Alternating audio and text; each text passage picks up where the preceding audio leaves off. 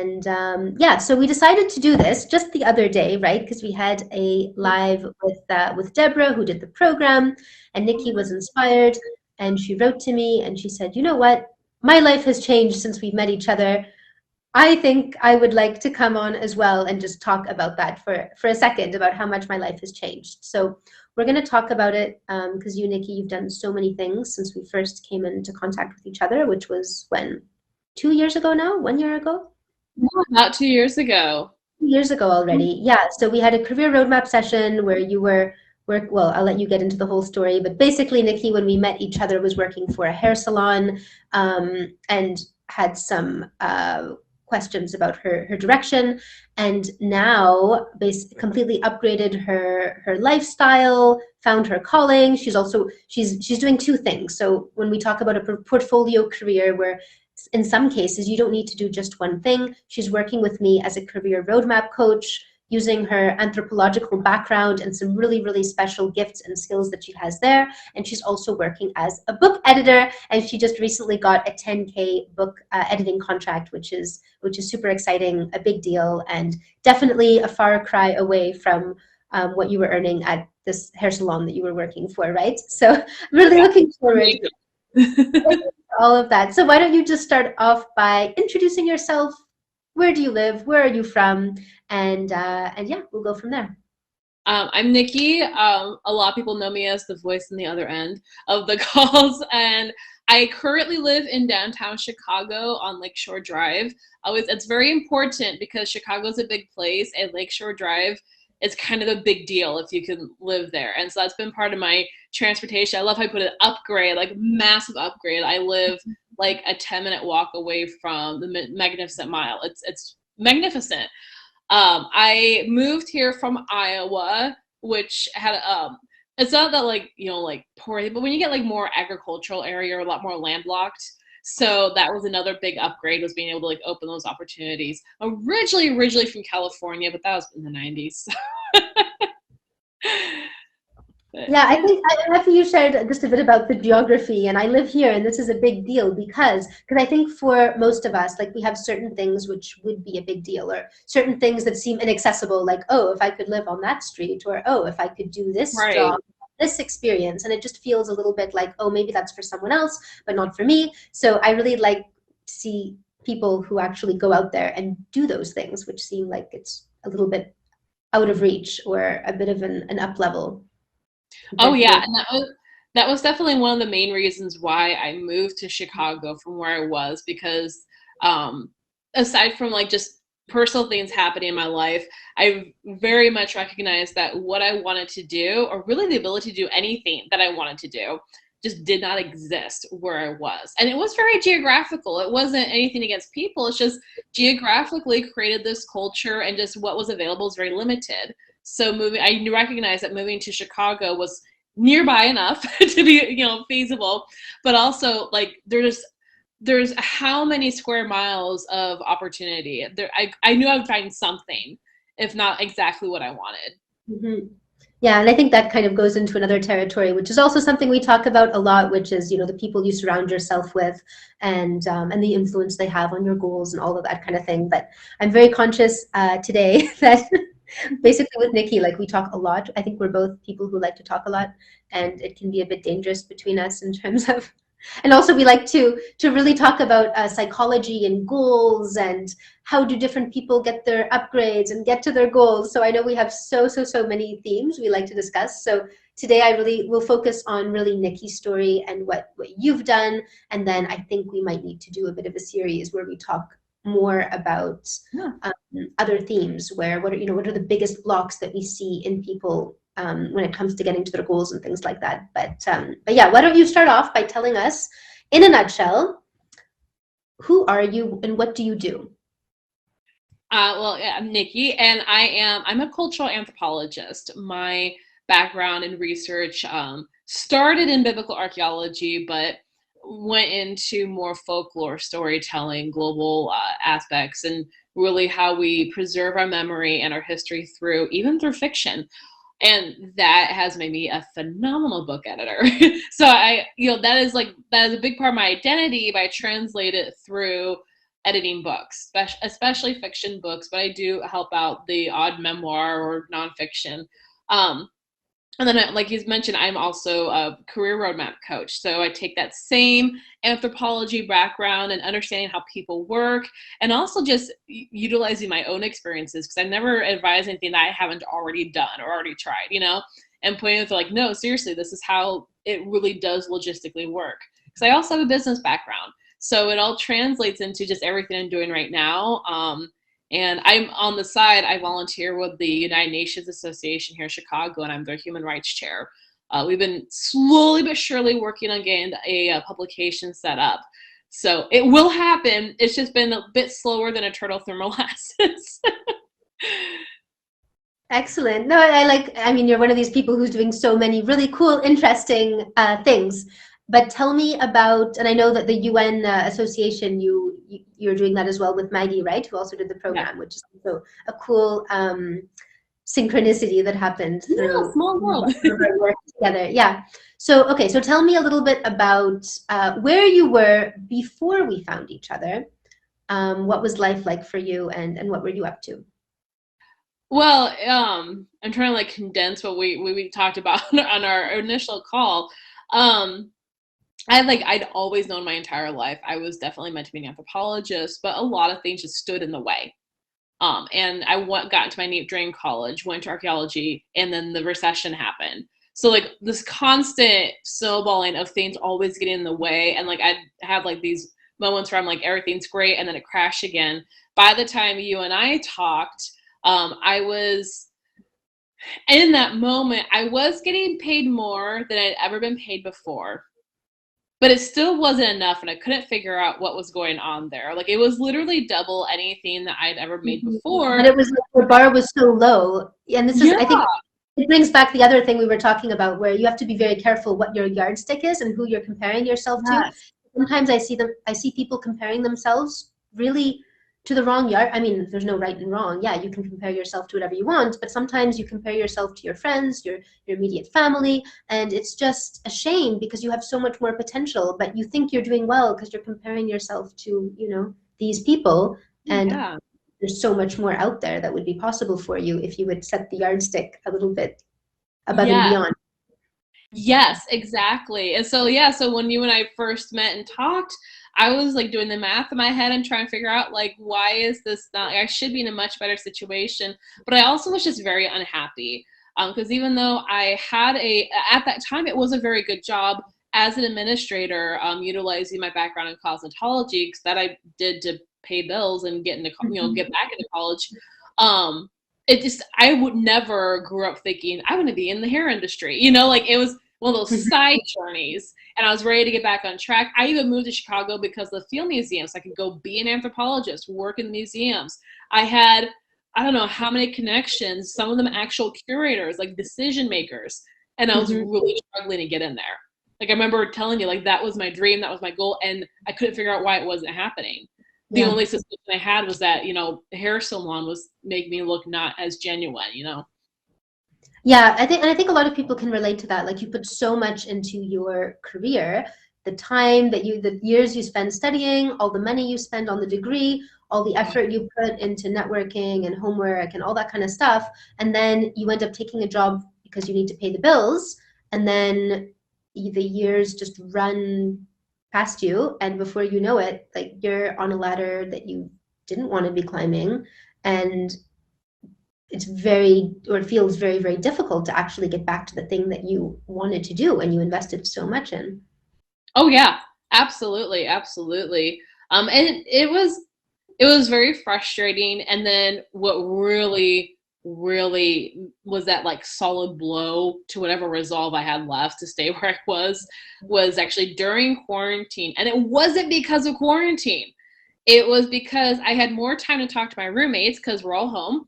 And I was, we're just talking about our jobs, and I mentioned how happy I was with my current salary, and which wasn't even salary, it's just hourly. And then they looked at me and they're like, but that's minimum wage.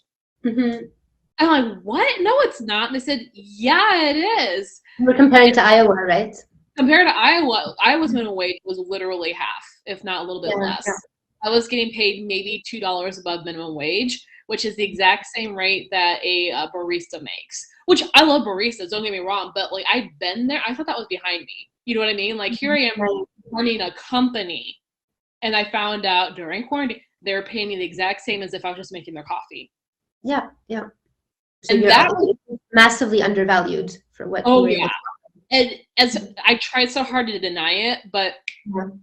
I you think know, I have a feeling that one of the reasons you were I mean, I think there were probably a number of reasons. One of them, like we already discussed, is where the bar was set because of where you came mhm. from and all that. But I think another one, which is actually one of your gifts, is that you love to serve. Like if any of you have talked to Nikki, you probably realized like she really serves. She's a people person. She's there to help. Like it's one of I think your fundamental values is you want to help people, Oh yeah. and I think that should translate into value. That should translate into a great paycheck and work that you love. But unfortunately, your gift was translating into you serving in a place where you were undervalued, but still continuing to give, continuing to try to do a great job. But you weren't getting that sort of value back that you should have been getting. Oh yeah, no. And it became like I feel like I went back into the office, which is, my Mhm. desk in the salon, with it was already tainted, just knowing what I knew then about because I also knew how well they've been doing. Like I Mhm. helped because I what at my job, I knew the Yeah. numbers. I knew they could actually pay me this. Mhm. Um so that was already tainting it. But then like you said, I'm all about giving and given that I am an anthropologist, I had to study pandemics. I had to study I knew exactly what to do, when to do it, how to predict, and I was never wrong. And they even admitted that I saved the company even through that. Mhm. They actually just turned around and made it worse for me and like more miserable. Mhm. Like even though at the same time, one hand it'd be like, oh my gosh, I can't let you do that, and then Nikki's so great, and I'm like getting whiplash here. But Yeah, I yeah. Well, it sounds weird, but it's something actually I see a lot where you can have an employer who simultaneously will tell you how great and wonderful you are, but not translate that into any kind of concrete right, results that would actually help you with your career and with your own goals. So, exactly.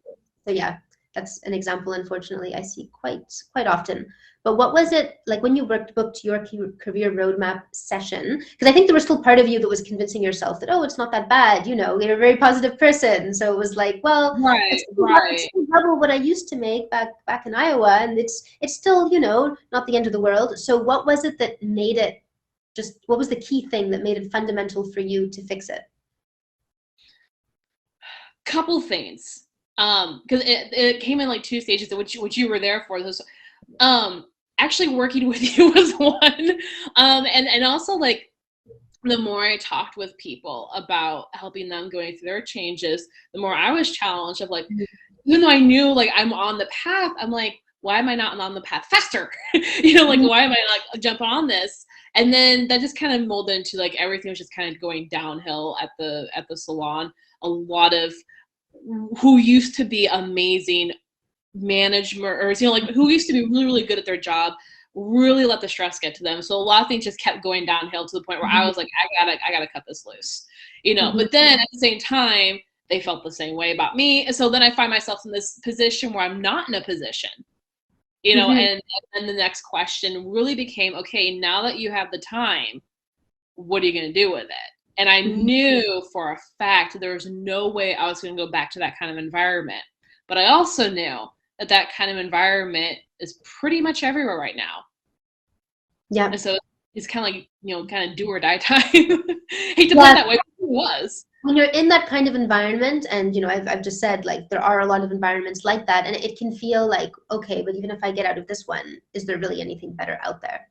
Right, right, right. And for me, and I tell people this too, like especially recently on calls, for me, I had this big question of now that I don't have to clock in anywhere, now that I don't have to, like just in that, even in that first couple weeks of, oh crap, now I'm unemployed, I Mhm, did also notice that there were a lot of things I absolutely loved about having this new freedom. Like I was actually really happy not having to work for anybody. And so I mhm, really took stock of like, okay, what are the things that I don't want to let go anymore? Like I refuse to let go. And what does mhm, this mean? And that really meant that if I was going to hang on to them, there's no way I could work for anybody again, at least Yeah. not in an office. Like I had to go my own, but I also had to make it work. Yeah. Yeah. You needed it because so many people are like, oh, I'm just gonna quit. I don't want to do this job anymore, but they don't actually have something concrete to go to that they can start on their own. So Right, yeah. right. Because they don't know what to do, you know. Mhm. So, okay, so in terms of, I guess all the contact we had with each other and everything we were doing, what do you think, what is the thing that really made the biggest difference in terms of going from here to there? You asked me a question. It was actually in the purpose work. Because you ask us a lot of questions, but in that initial part, where we talk about your purpose and really getting that Mhm. honed in, there was one question you asked me that challenged everything I thought I knew I wanted to do. And Mhm. it was something like, what is it about this particular path that you can't Mhm. accomplish anywhere else? And I knew that maybe there was an actual answer to it in some cases. Someone probably does Mhm. have like, well, I can't be a heart surgeon at Burger King, you know, like things like that. But Yeah, for me, yeah. I'm like, I don't know. What is it that, and that really got me thinking, can I do these things I want to do and not have to work for somebody else, you know, or not have to work at the museum? What exactly is it that I'm like so desperate to do? And that Mhm. really, that one question really shifted everything around. And next thing I know, I'm scribbling out my options and rewriting a whole new one. And here Mhm. we are. Amazing. Yeah, and it took off so fast. Like once you knew what you wanted to do, which was to Oh, launch yeah. this book editing, it was like from one day to the next, Nikki's messaging me being like, "Oh, I got my first client. Oh, I got my second client. Oh, I got my 10K book contract. Business is booming." I was like, "Okay." I Like got once one you had clarity. yesterday. Yeah, incredible.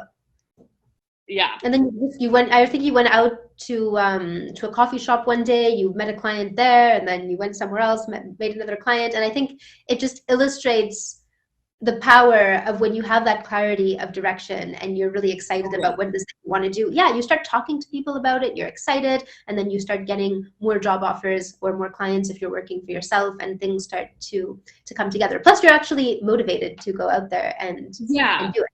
Super motivated. It's exciting to get up Mhm. early. It's exciting to stay up late. Like I just did Mhm. a whole binge session of just I think I operated on like 4 hours of sleep per night for like 2 weeks solid because I had multiple contracts.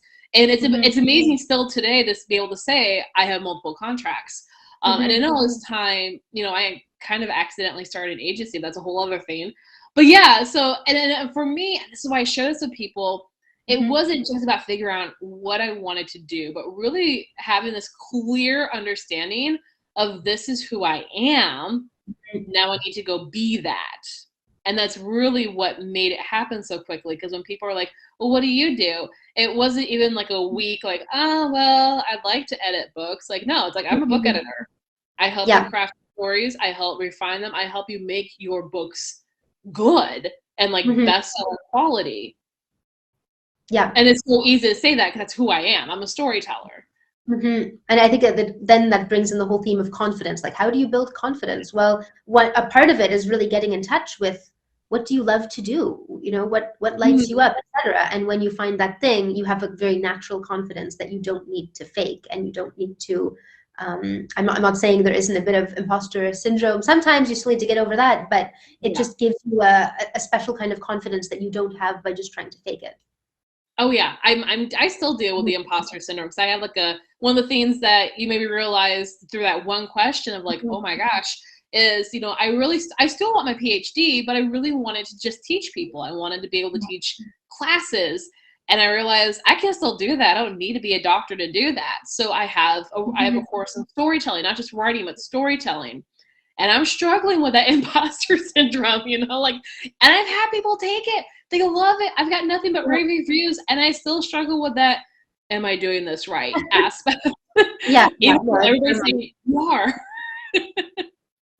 But I love that there's these things you realized you could do without necessarily having to go and get that other degree right now, and Oh yeah. that you know the some of the big dreams you've had for many years, like you're able to actually start knocking them off and working for the UN association, making those contacts at the museum, like some of the things, sometimes you're really drawn towards something, like you were saying, anthropology. I want to be an anthropologist. Well, what does it mean to be an anthropologist? What are the Right. key aspects of that? And sometimes the dream job is not exactly to go on that traditional path and be the thing that on paper that you think of when you think of anthropologist. Sometimes it's certain elements of that thing. And that's why sometimes someone has a big dream and they go for the dream and then they realize, actually, this is not for me at all, because it's Right. not the image of the thing that they want doesn't actually match the day-to-day task. So it's so important to go through and figure out what's behind that dream so that you can sometimes come up with very creative jobs that you didn't know existed that accomplish those things for you. Exactly. And that's literally how I came to that conclusion of book editing. Even and even in that, refining it, because there are so many different types of editing, and a lot of people just automatically assume it's just copy editing. It's like, no. And I did. I started off just copy editing, just proofreading. I kept having observations with the story, and so I looked it up. And I'm like, okay, so what is that I'm really like feeling that pull to do? And they said, oh, it's developmental editing. I'm like, oh, that's awesome. And it just happened to work out that that's the most expensive editor type. Like when you work with a developmental editor, you're paying a lot more than just a proofreader, but you're working with somebody who knows how to structure stories, perfectly. And it's been happening. I have 2 books coming out next month. Not me personally, but 2 books I've worked on coming out next month. A few more lined up, and all of them have gone. Such a short amount of time. Yeah. Seriously, it's been amazing. And I've seen them, and they've seen themselves go from basic, okay, first drafts to like actually can be sold in Barnes and Noble level of books. Incredible. So incredible. And one thing that you mentioned, which I wanted to bring back, was that you accidentally started an agency. And it was a really cool point, because a lot of times people think that they get into that decision of, oh, but should I start a business or should I not start a business? And that's usually the wrong question to ask. It's not about, do you start a business or not? It's more about figuring out, what are you meant to be doing? How are you meant to be doing it? And then you will accidentally start that business, or maybe not accidentally, but that's not the first decision to take. That's one form that your craft or your work can take. But it really reminds me of Amy as well, who did the program and also had no idea what her direction was going to be and all that. And she ended up becoming a beer writer and then eventually started her own agency. But she didn't start off saying, I want to start a beer writing agency. It was just, she started really with her purpose and what was her marketable skill. And then that down the line turned into her having a partner, having an agency, etc. So it's kind of like, the important thing is not to put the cart before the horse, and things can go really big very quickly once you get that core, those core things figured out first. Absolutely. And really, in my case, I wasn't out to hire anybody. I wasn't out seeking this. I just had really good allies, really good friends, and also understood how can I best help people, going back to like, and I say this because a lot of people I talk to on these calls, make a career change. The number one big thing is I want to help people. Like, well, you got to figure out how you want to help people. And so when I, for me, I was paying attention to what people were asking me, and they were constantly asking me, aside from editing, do you offer this, this, this, and this? And I'm like, and when I first started, I'm like, I really don't. I could hook you up with some people who do, but that really, it's scary, especially when you're new to the industry. It's scary to keep talking to everybody. And so next thing I know, I'm talking to friends who I knew and trusted do very high quality work. I'm like, do you want some extra money? Do you want to take on a contract? And now we're all like, so this is a permanent thing. And yeah, I have to go file for a corporation. I have to go make everything set up for a whole business structure, because it's, paying attention to how I can help people, and then just, recognizing that there are people in my corner. There are people who believe in me as much as I believe in them, and we're able to help each other out. And now the two people who are actually joining me in this venture, in this agency, this is actually changing their lives as well, and it's helping them. The ripple effect is the best part of when you up-level your own life, when you get to see that ripple effect on other people's lives. And the funny thing is, so many people use it as an excuse. Oh, I can't up-level my life because I have responsibilities. I have kids to support. I have that. Like, no, you're going to be able to support those people so much better once you do up level yourself. Oh my gosh. And that was, I have to say, like, if there was one thing I kept telling myself until I realized I couldn't anymore, before this, I kept saying, I can't afford it. I don't have the money. And I really, like, logistically Was that like couldn't. your main limiting belief? It was a combination of limiting belief and actual fact.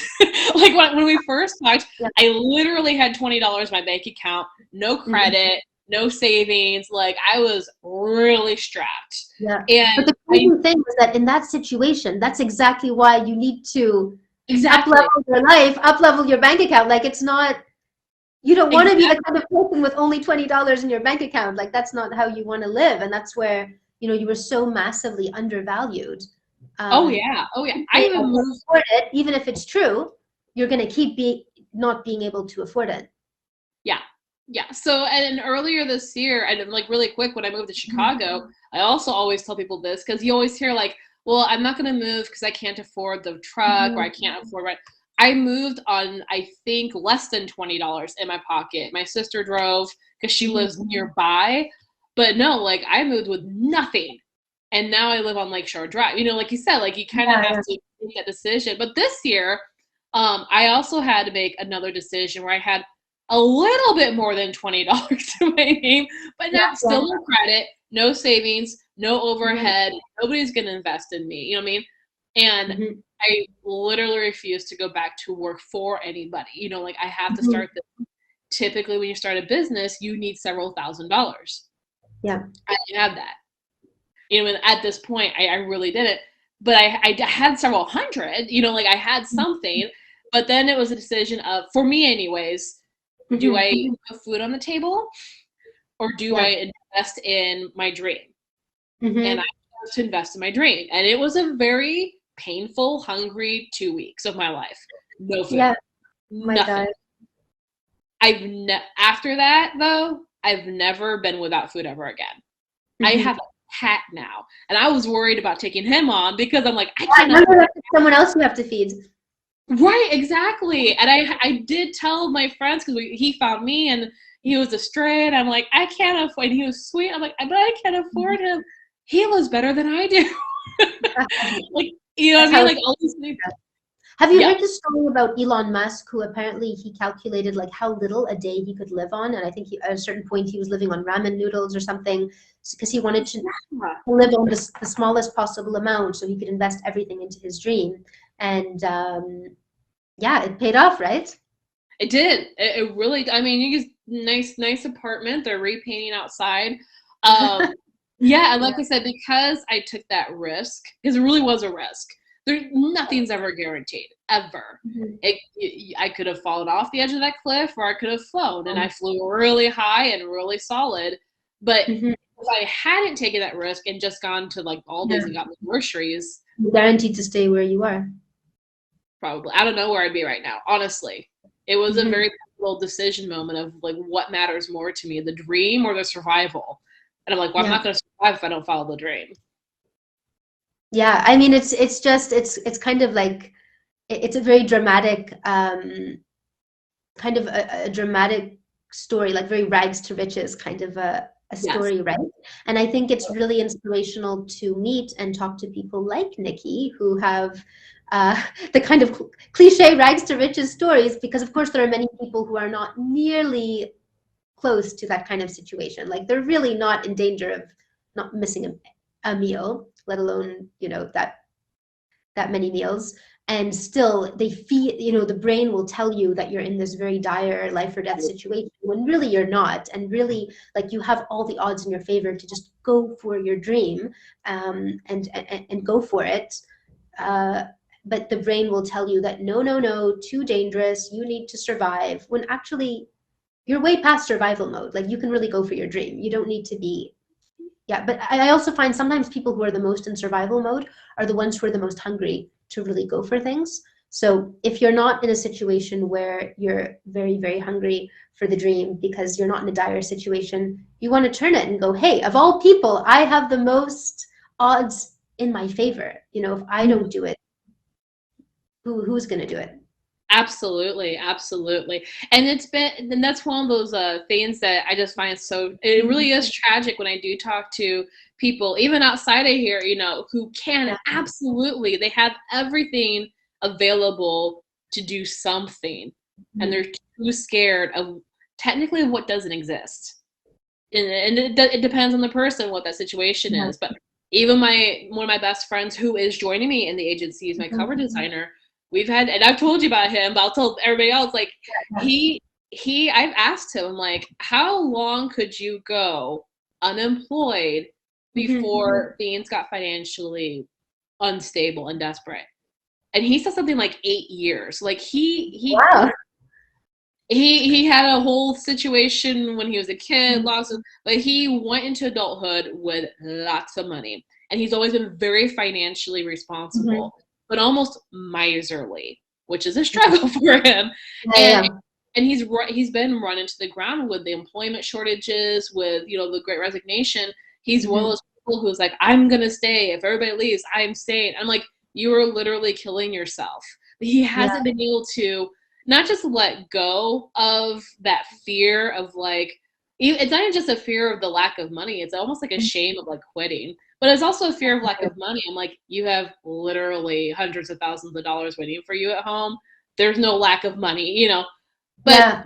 I you think a kind of, lot of people think they have a lack of money when actually they're in quite a privileged oh yeah, situation. oh yeah, Yeah. owns his own house, has his own car, like everything's paid up, or the mortgage is like Yeah. minimal But at it's a best. shame that in their minds they can't feel that freedom, you know? Exactly, Just do exactly. the thing that they want to do.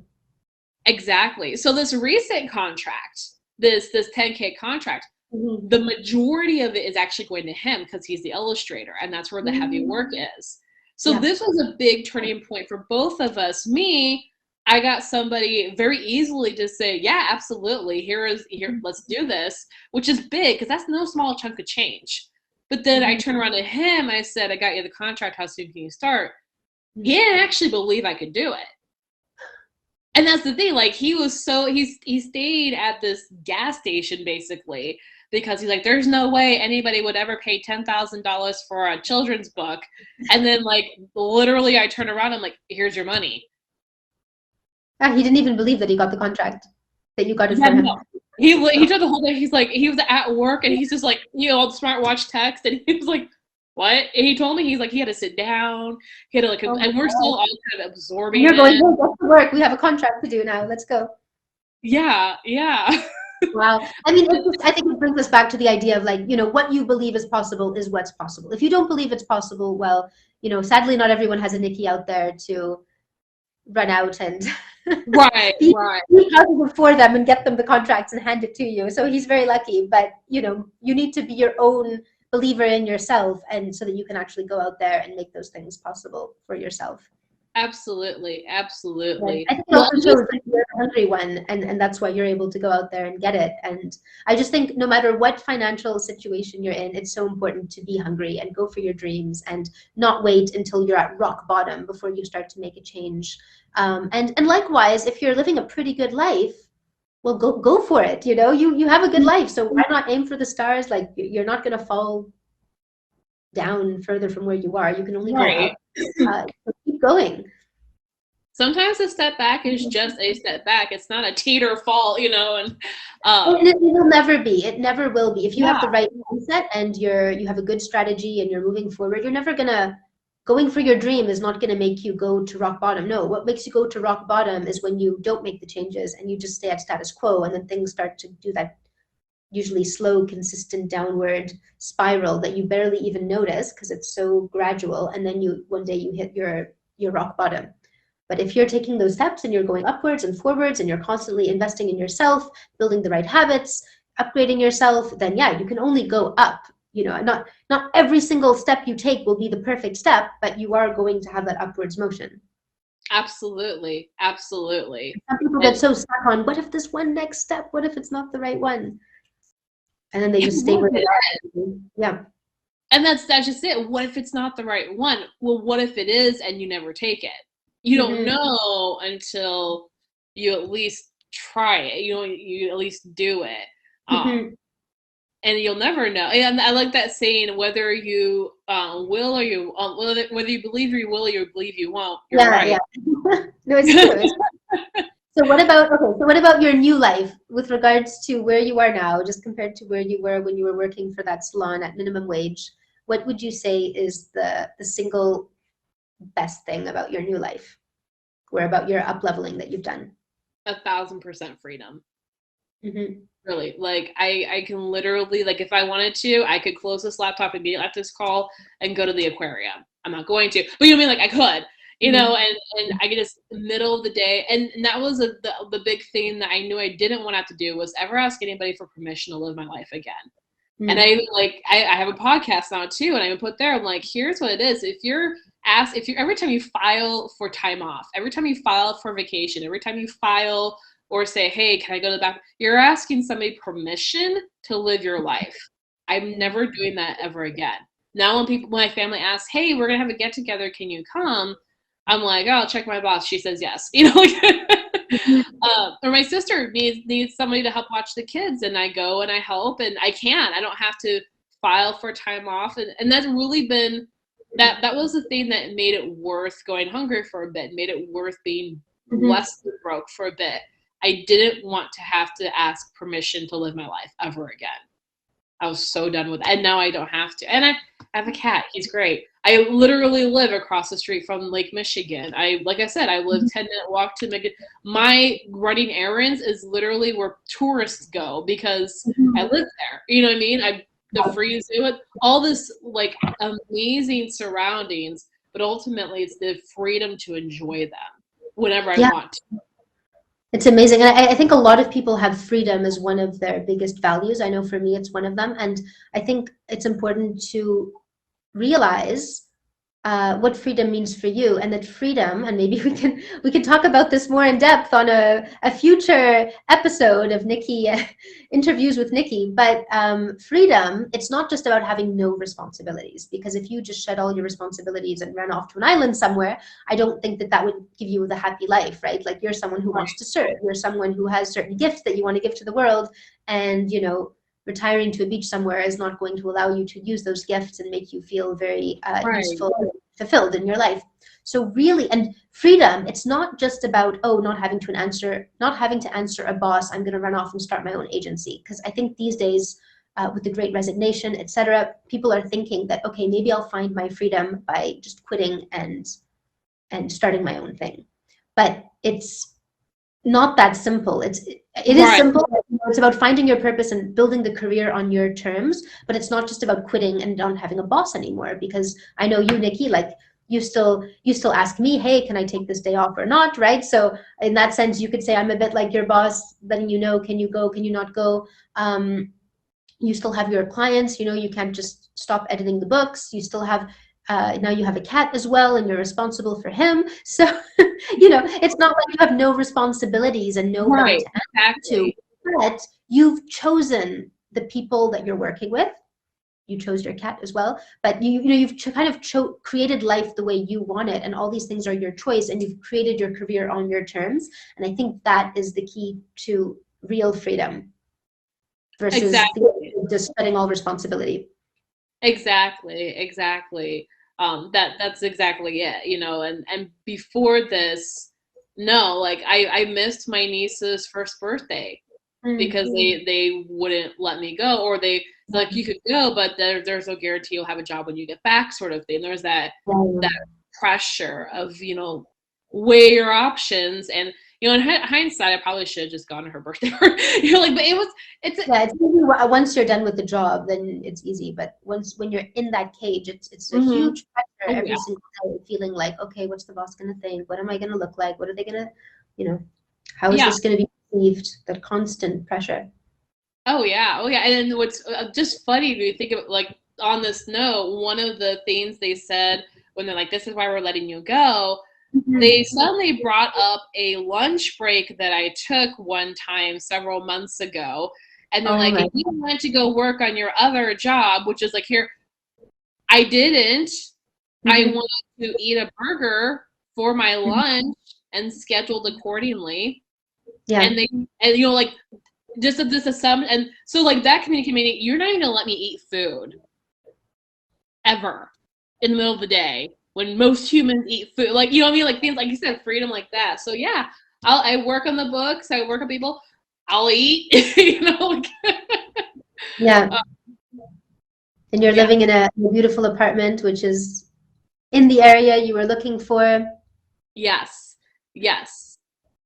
And I think the great thing is you're finally really contributing your gift to the world, because you were really one of these people who was massively undervalued and had so much more to offer, and it was being a bit wasted in the wrong environment, and you weren't receiving enough abundance from your gifts at the same time. Right.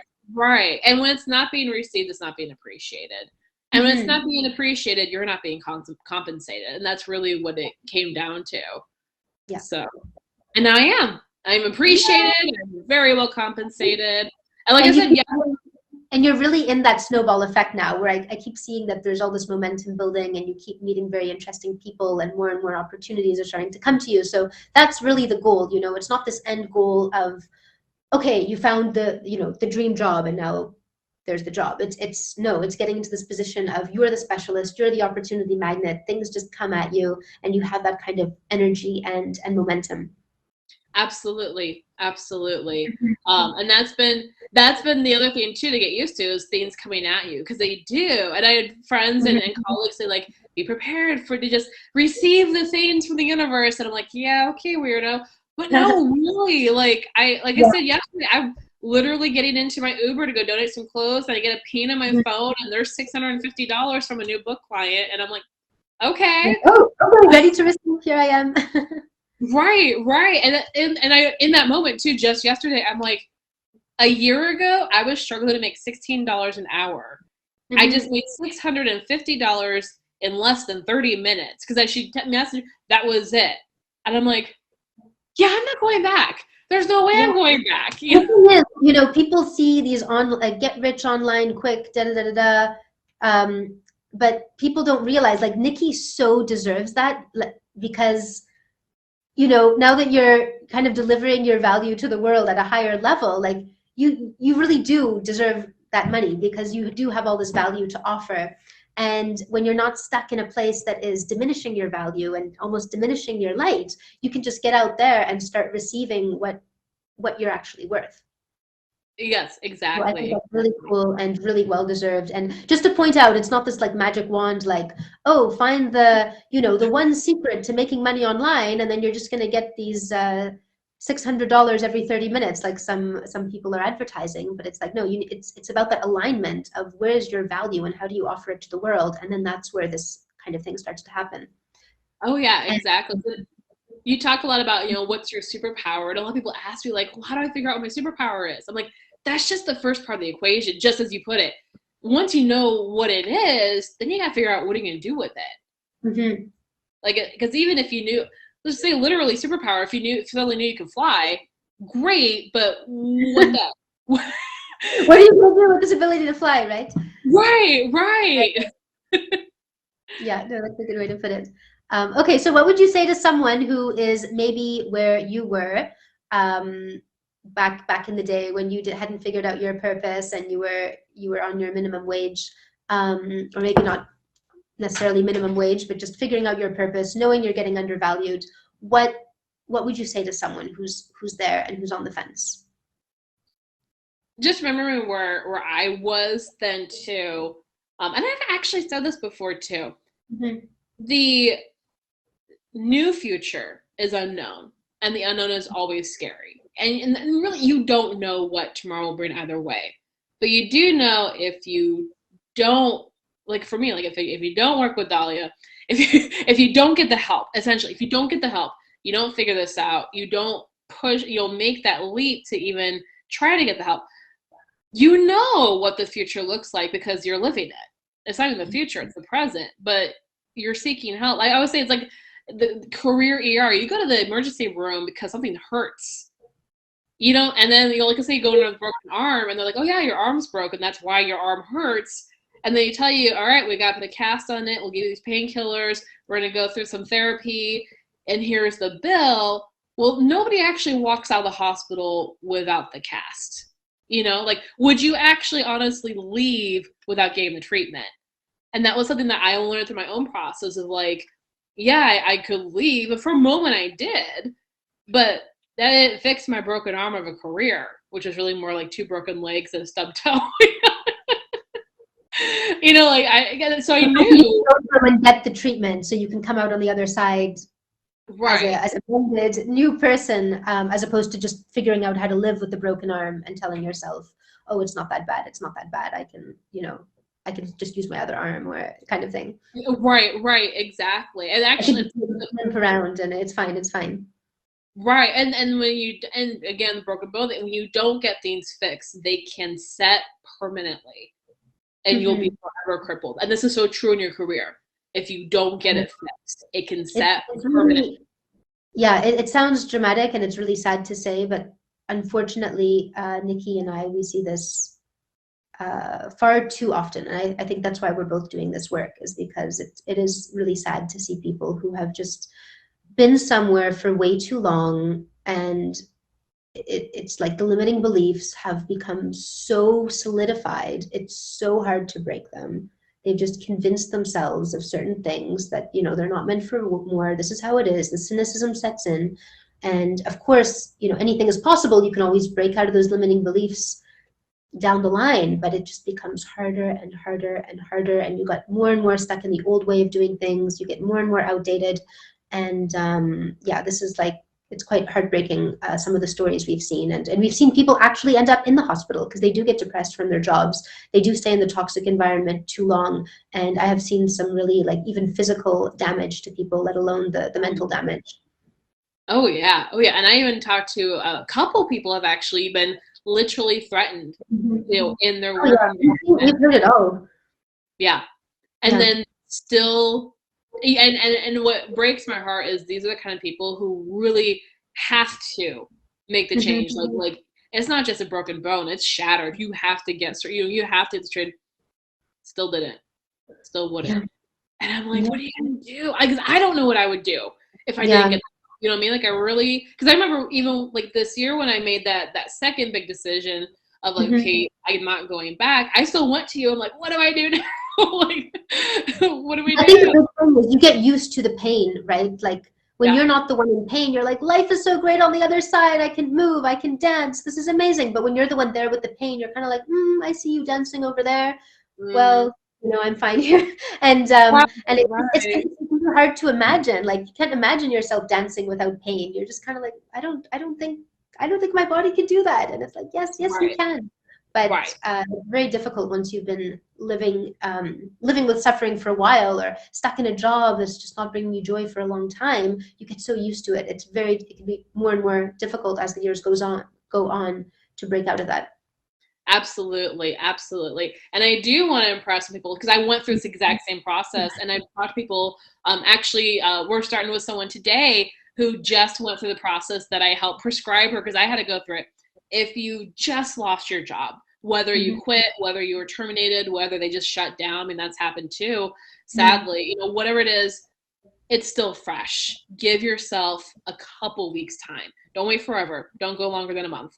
But 4 weeks is pretty standard. I see this consistently. 4 weeks seems to be that magic number. And 4 weeks was the world of difference for me too. So that Yeah. first week I was Trying to because I was find yourself, connect to who you really are.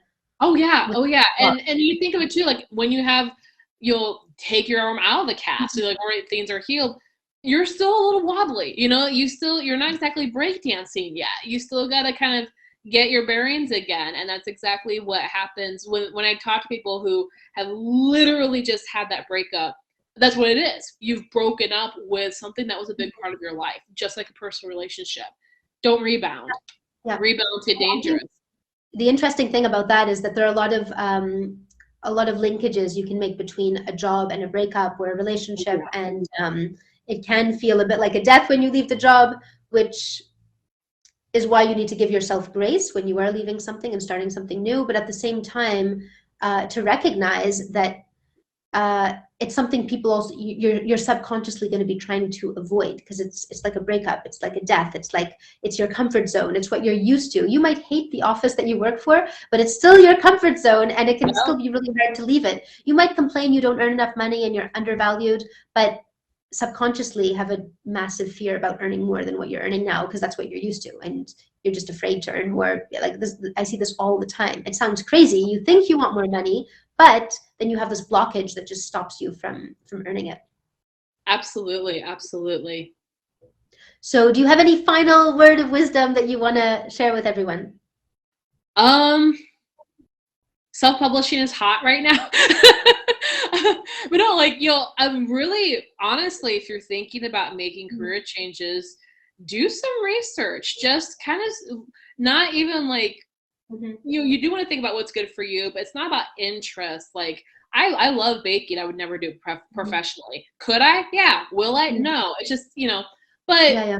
there are definitely things happening because of the pandemic, because of the Great Resignation. There's a lot of evolution. It's a good time to take advantage of all the changes that are happening in the job market. Because people are also finding themselves very outdated very quickly if they don't kind of catch on to, hey, what's my purpose? How am I positioning myself in this new economy? Where am I going?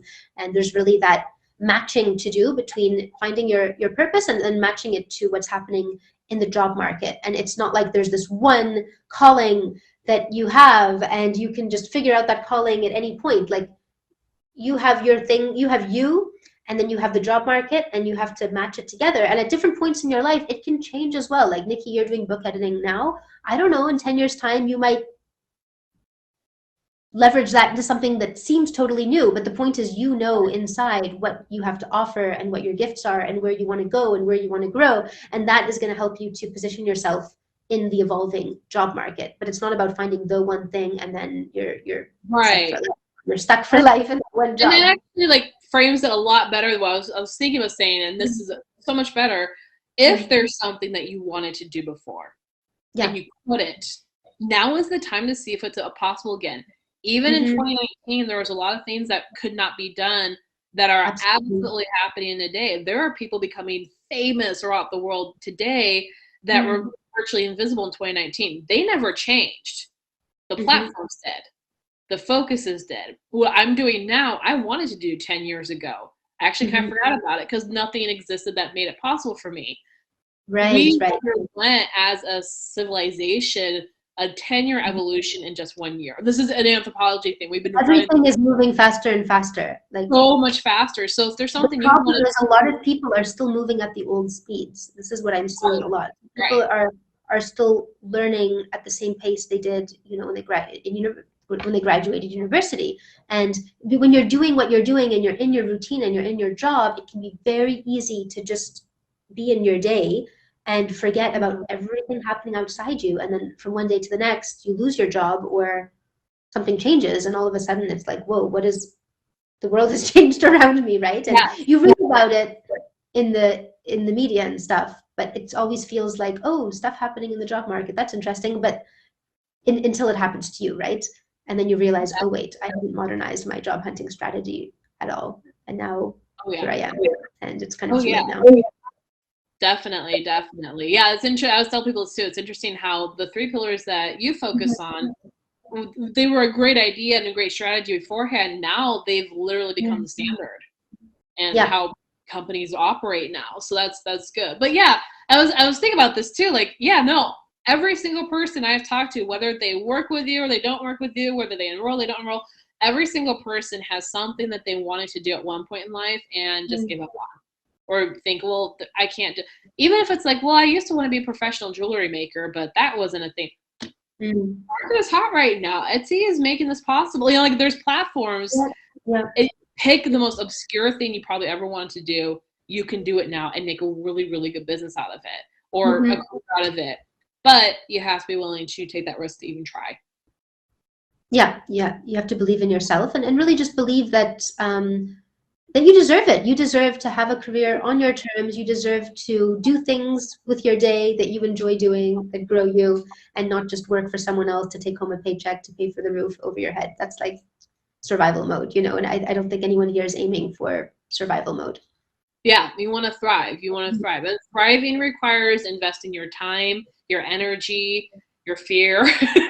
It's as much because everyone here is investing. They think money. It means everything else too. It means everything, all your resources. So when you think about what you have to invest, it's Your resources are time, energy, money, and attention. So Yep. people will say, oh, well, I have all of them except for money, or I have all of them except for time, you know, but probably the one you most think you don't have is the one you most need to invest. Like people with a lot of money will be like, okay, I have money, it's fine, it's fine. But then they don't put their time into it, and they won't succeed. Whereas someone who, oh, I have all this time, but no money, sorry, and they spend all this time on something, but they're not ready to put any of their, you know, like you said, you had $20, you put in your $20. So what you most think you're lacking is probably what you most need to invest. Why? Because that's the thing that's scarce for you and the thing that's most valuable to you. And it's only when you invest what is more scarce or more valuable in yourself that your sense of deserving starts to ramp up. Other people start to value you more. So it's really important to not say, oh, I'm ready to do it as long as I don't have to invest too much time, or as long as I don't have to invest too much money or too much energy, because I don't like to, you know, exert myself too much. It's like, no, like that's the exact thing you need to invest right now. Yeah, exactly. I love how Brittany put it. You worked with Brittany.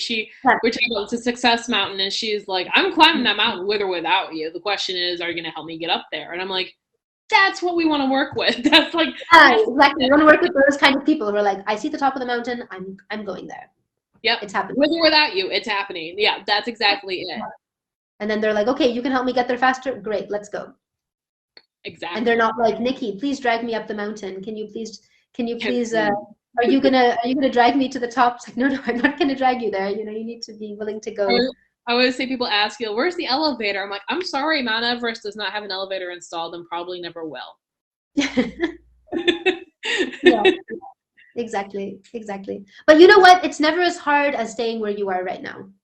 Oh my gosh, yeah. Yeah, I literally look back just a year ago and I laugh. Yeah. I would rather choose the more interesting hard than the boring hard, where yeah, it's predictable. We know what the hard is going to look like, but I'd rather go for the other one that's difficult, but at least you're getting somewhere and learning.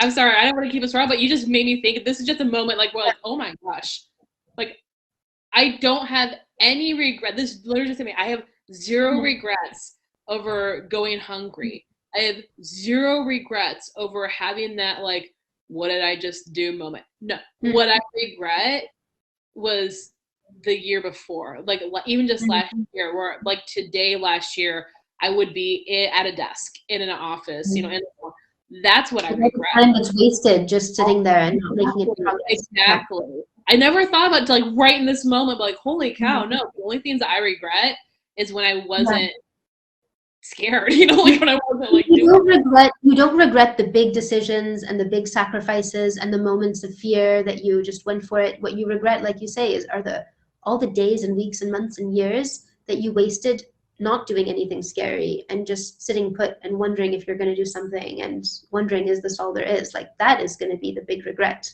all the wasted time. Yeah.